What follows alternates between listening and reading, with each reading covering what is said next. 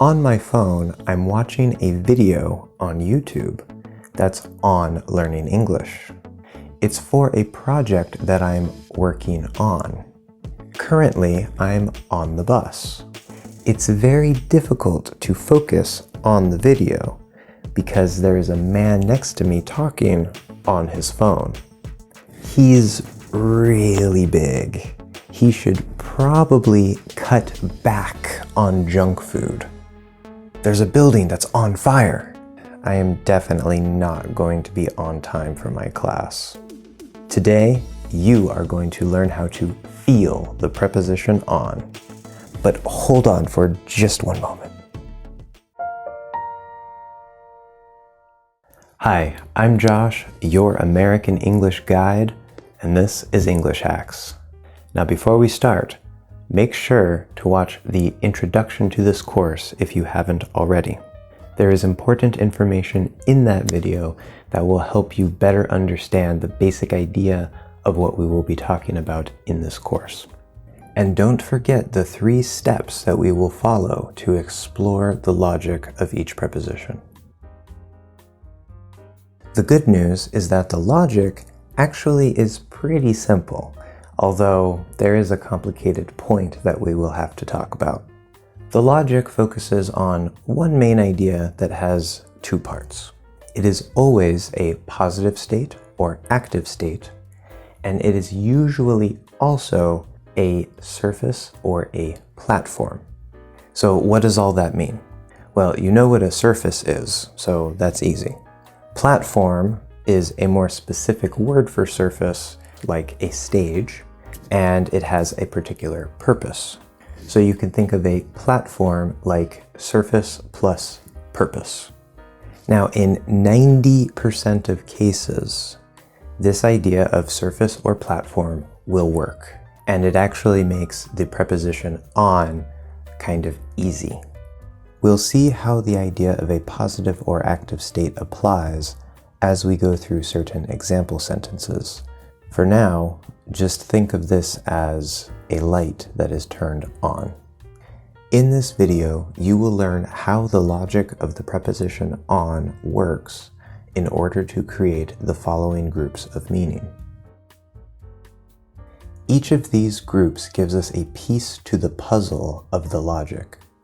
With each piece, you'll build more of a feeling for the preposition on. By the end of this video, you'll be one step closer to thinking like a native. Here are the example sentences in group 1, which is the easiest group. You probably already know all of these sentences, and this group will allow us to create a starting point that we can use as we explore other groups that are a little more abstract. The key word for this group is a surface, usually physical. Because this is the most basic group, the key word is being taken directly from the logic itself. But let's take a quick, closer look at these sentences because there's actually more going on than you might realize.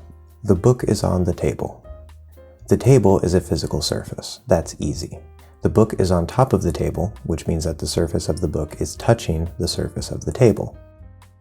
There's a picture on the wall. This one might seem a little different. Why do we say on the wall? Well, a wall is a surface, of course. The only difference is that the surface is vertical, meaning up and down, instead of horizontal, meaning left to right. The library is on the right. This is another one that might seem strange, and it's actually getting a little more abstract here. When we're talking about left and right sides, imagine a line that goes from the left to the right in front of you. This line is an abstract surface that things are then placed on. Now it's just like a table. Another way to say this sentence is, the library is to the right. In this context, the prepositions on and to touch. We're still talking about the location of the library, but when we use the preposition to, we're looking at it from the perspective of direction instead of location. Remember, language depends on exactly what you want to say and why. Next, they live on Main Street. The purpose of a street is to provide a path that you can use to go places. What we're really saying when we say on Main Street is that if you travel on that path, you will find the location of someone's house or apartment. So, in reality, you are on the street. You use the street in order to reach the specific location where they live. Now, there's something extra here that might really help. It's the special relationship between at, on, and in. We'll talk more about this in a future video, but the basic idea is that if we're talking about space or locations, at is used for things that are very specific, like an address. They live at 123 Main Street. Then, if you get a little less specific or cover a slightly larger area, then we use the preposition on.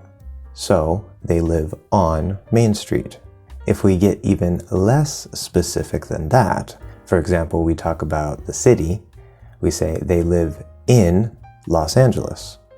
Let's move on to group 2, which gets a little more interesting. Now this group is quite specific, so a couple of examples is enough here. The key word or phrase for this group is a surface related to body parts. So in the sentence, I missed and the ball hit me on my chest, you might be wondering why we say on instead of in. Obviously, the outside of your body is a surface. So a ball hits me on my chest because the surface of the ball touches the surface of my chest. However, we can also use the preposition in if there's more force, because the part of my body that is hit goes more inward with more force.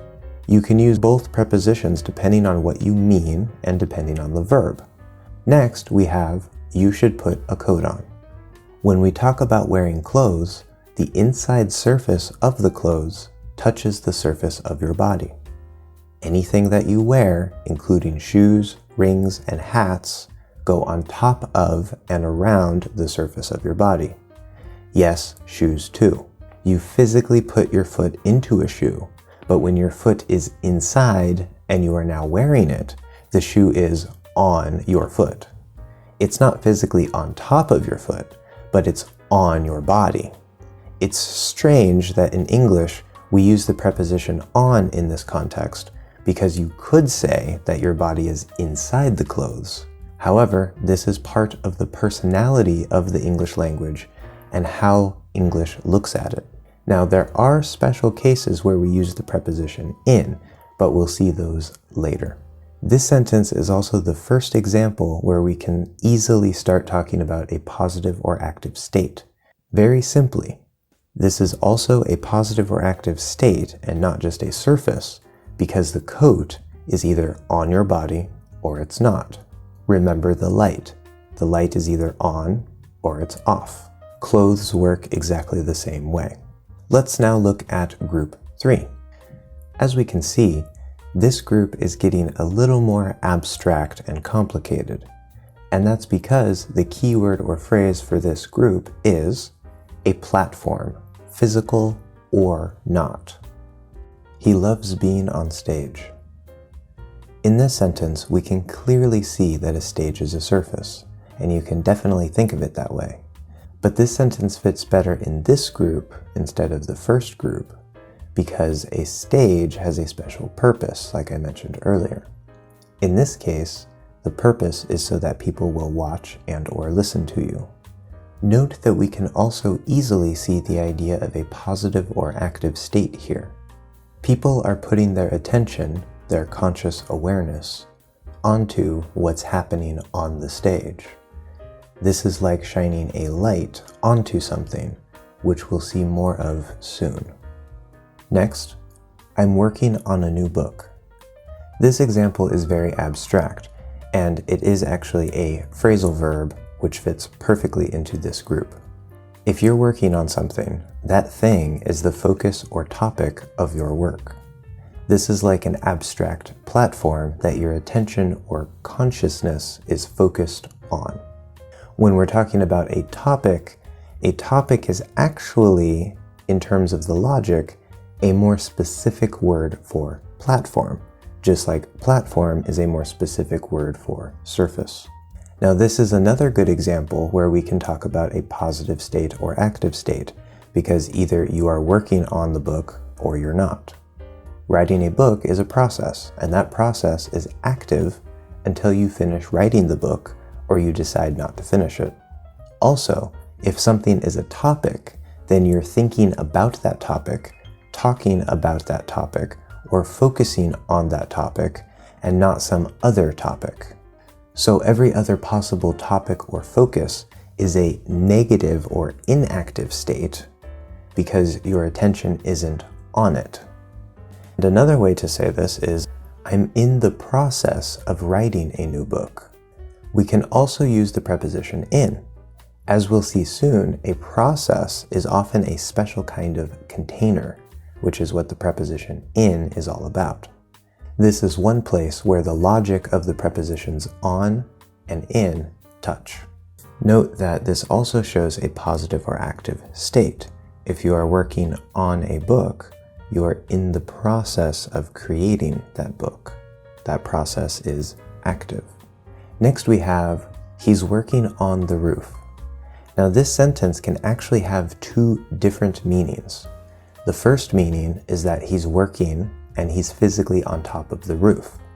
This first meaning is actually part of group 1, a surface, but it's not a platform because of the context.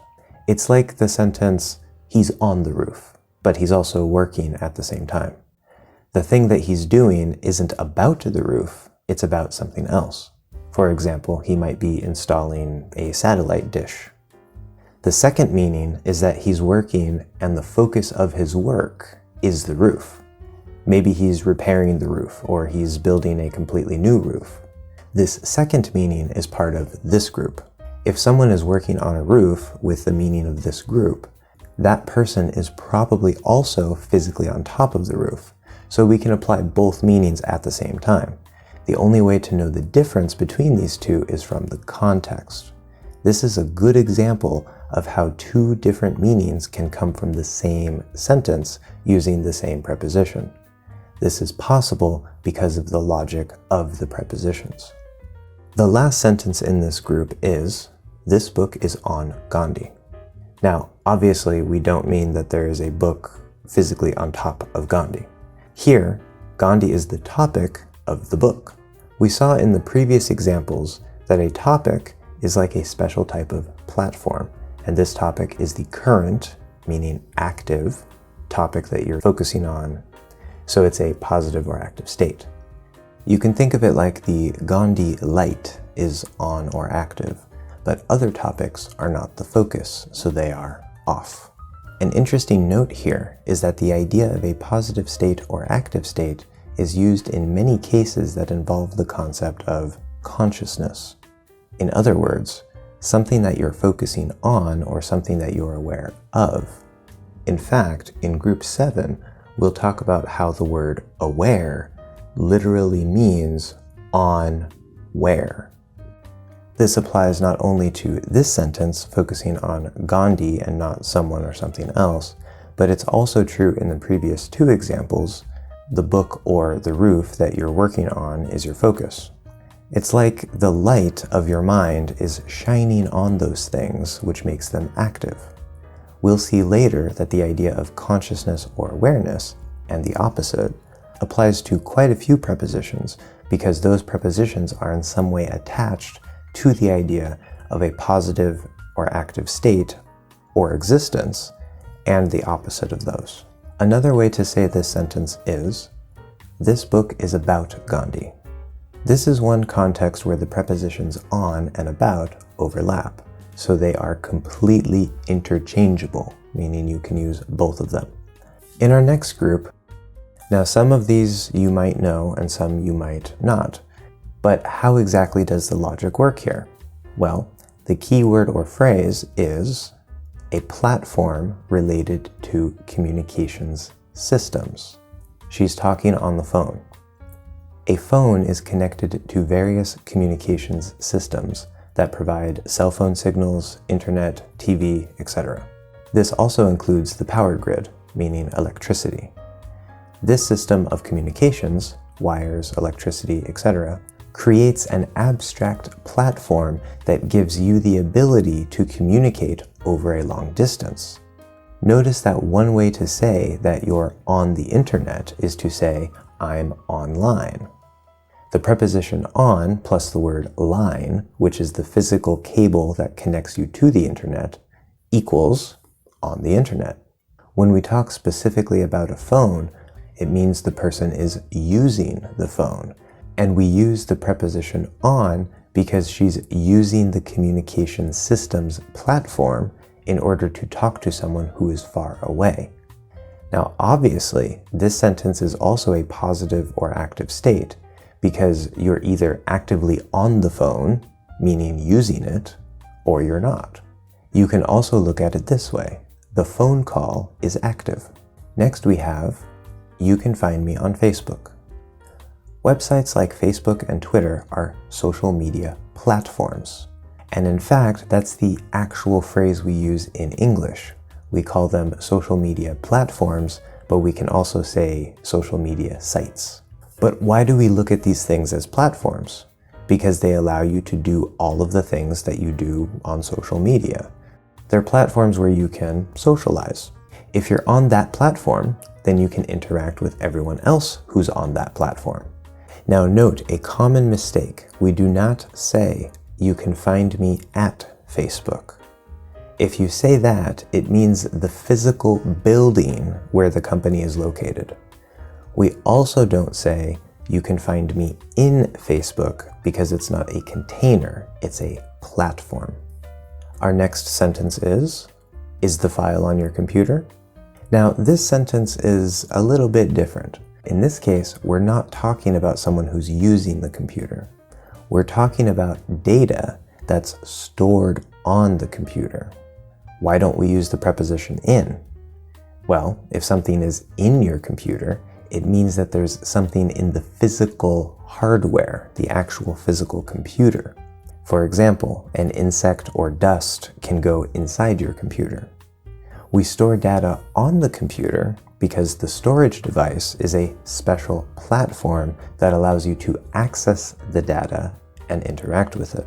Note that this also works for accessing data on phones, USB drives, and anything else that can store data. One extra little note, we can use the preposition in when talking about data, but it's not the same. For example, if there's a database, you search inside the database because a database is a container that has a lot of data, like a box that you can search inside of. Another example, we save files on a computer, but you can open the file. When you open the file, now you are in that file because a file is a container that we put the data inside of. Group 5. The keyword or phrase is a surface or platform related to transportation. Now, the exception to this group are cars and trucks, and we use the preposition in with those, which we'll see more later, but there's a very logical reason why. First sentence, it's easy to reach the beach on foot. On is very commonly used for modes of transportation. In this case, we're traveling on foot. Why? Because the surface of your feet, or shoes, are touching the surface of the ground. Also, your body is on top of your feet, so you can look at it that way too. Either way, you can't walk on the air, so if you're walking, you're on a solid surface. Another way to say this is, it's easy to get to the beach by foot. When talking about transportation, the prepositions on and by are mostly interchangeable. They overlap or touch depending on the type of verb you're using. If you use a verb of motion, for example, to go, they overlap and you can use both of them. Next, I saw 2 people on horseback. This one is clearly a surface because the people are physically on top of the horse's back. Note that this also works for a bike or bicycle. If you say, I saw 2 people traveling on horseback, then you can also use by because to travel is a verb of motion. And now we have the sentence, she's on the bus. Okay, this is the big one. Why do we use the preposition on and not the preposition in? Well, you are physically inside the bus, but that's not how the English language thinks about buses. A bus is large and can transport many people, so it's more of a transportation platform that's on wheels. It has walls and a roof, but it has the special purpose of transporting many people. If you want to talk about being physically on top of the bus, meaning that she's on the roof of the bus, you have to specifically say that.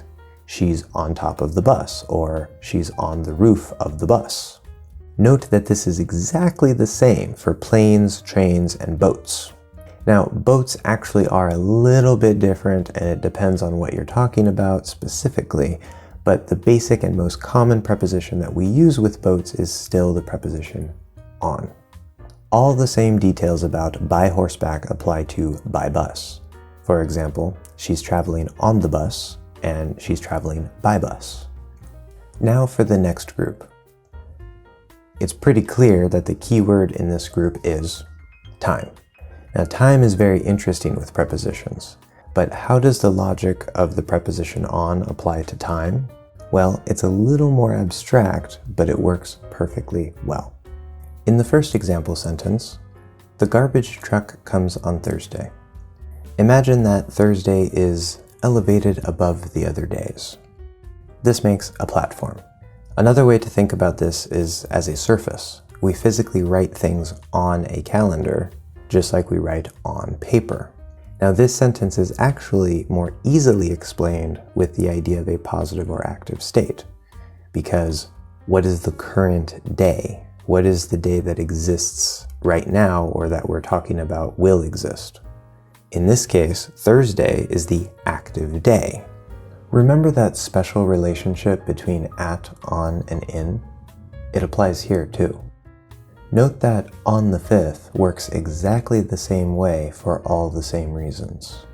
Now, the last sentence in this group is also a very big and important one. Now, first, what does the phrase on time mean? This is very confusing for many English learners because we also have the phrase in time. In time can mean a couple of different things, which we'll see more about later. On time, however, means that you are not late. If you have a meeting at 5 p.m. and you say, I'll be there on time, you're saying that you will arrive at or a little before 5. Okay, so now we know the meaning, but how does the logic apply? Well, normally we talk about a specific time using the preposition at, but the preposition at is just a description of the time. It doesn't tell us anything about being late or not. So, when we use the phrase on time, the specific time becomes an abstract platform. Then, just like a physical platform, you can arrive on it.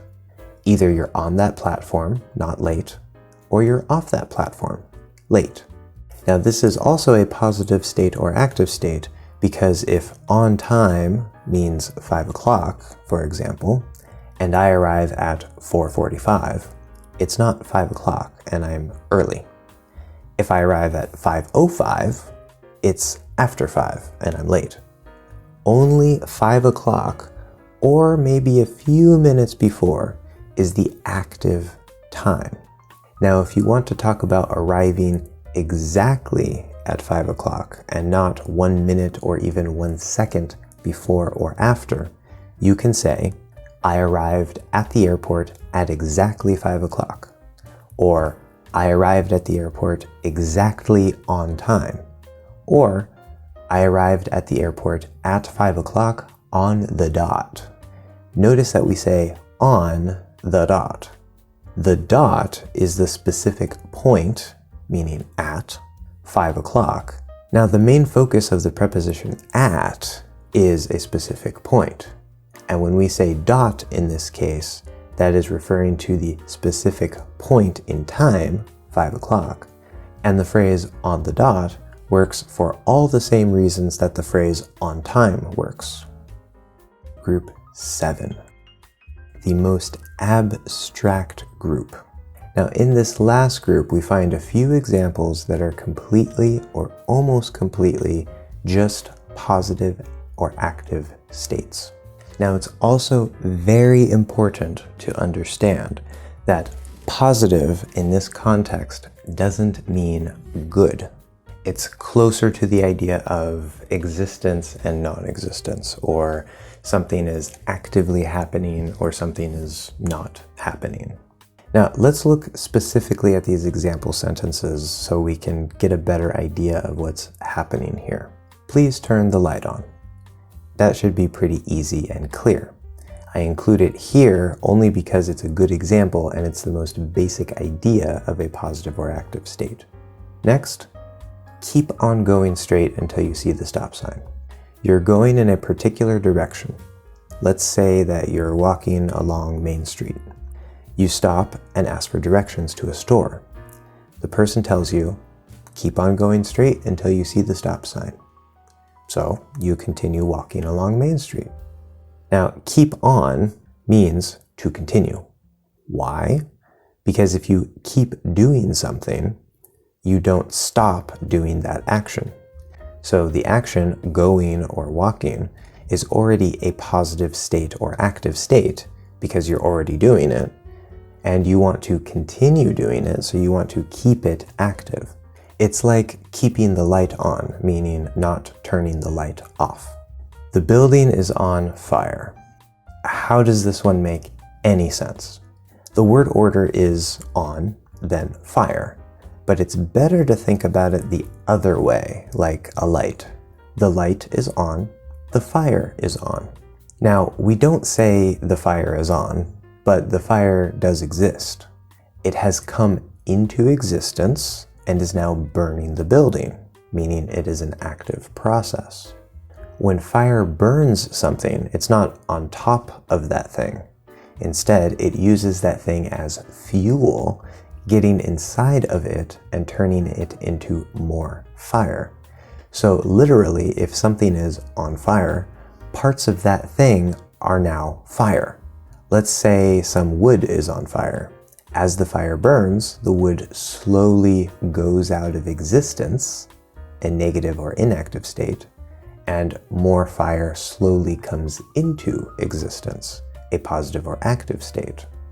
Now, if that's confusing, there is another way to look at this that might make more sense. In English, we have a prefix, a.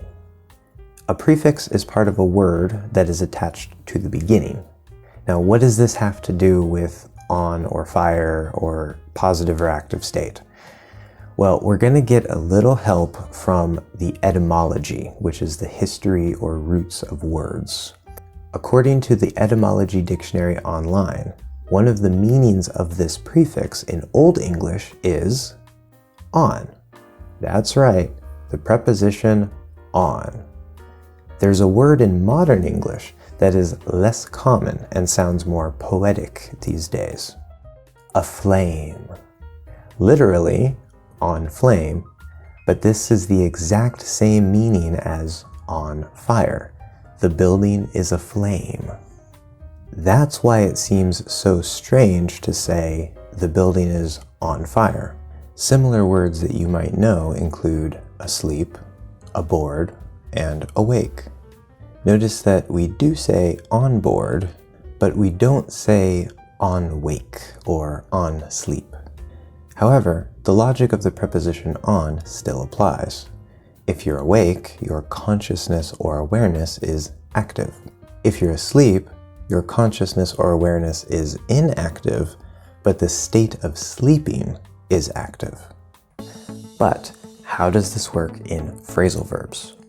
Good question. In part 2, we will talk about how the logic applies to create phrasal verbs, and we will see how it works in some idioms. Click that subscribe button down there. Thank you so much for watching, and I'll see you guys in the next one.